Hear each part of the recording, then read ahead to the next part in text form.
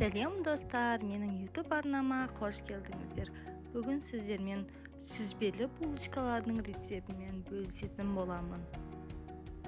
Өте жұмсақ, нәзік болып шығатын, ашытқысыз дайындалатын булочканың рецептін қабыл алыңыз.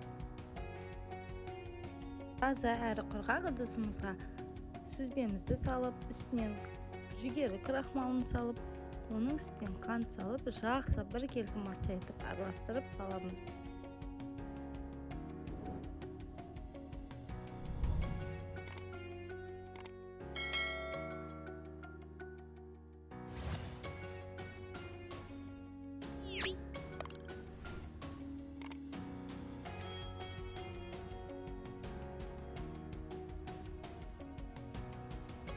Қамырымызға керек заттарды дайындап аламыз.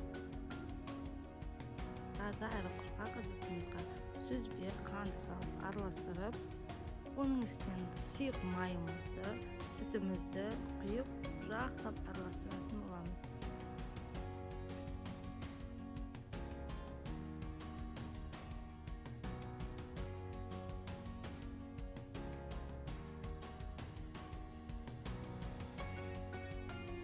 Араластырып, оның үстінен кішкене шым-шым тұз салып, жақсы бір келіп маса етіп араластырып, үстінен ұнды ситадан өткізіп саламыз. Достар, міндетті түрде кез келген булочкаңызға, кез келген бисквит торттарыңызға ұнды через сита арқылы салыңыз. Ванилин және разрыхительді осылай ситамен өткізіп салыңыз. Ол міндетті түрде. Және де ұнды барлығын бір салмай 2-3 бөліп салыңыз.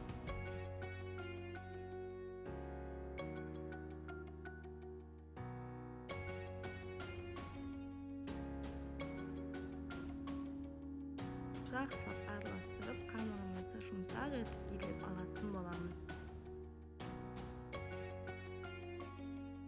Илеп алған қамырымызды сол кезде алып, бірден жайып, булочкаларымызды жасауға кірісеміз.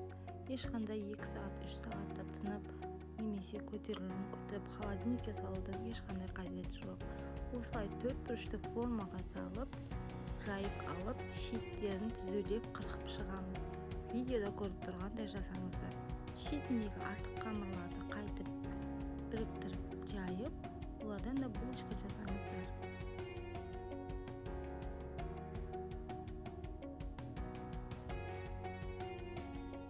Видеодағы сияқты кесіп қиып алып, салмамызды салып, жай ғана видеодағы сияқты орап шығыңыздар. Ешқандай шетін бастырып, жауып шығудың қажеті жоқ.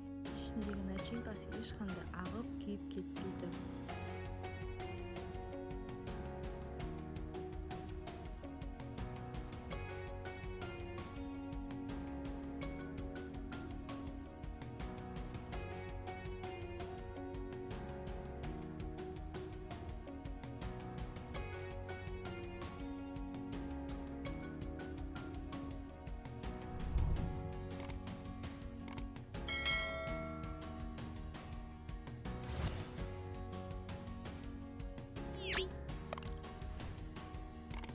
Пешіңіздің формасын алып, үстіне противне салып, арасын алшақтау қылып, булочкаларымызды тізіп теріп шығамыз.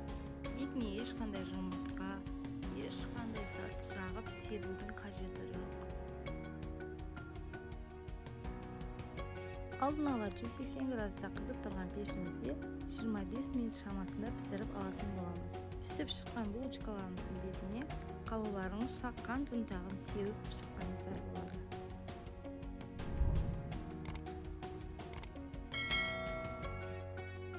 Достар, міндетті түрде жасап көріңіздер.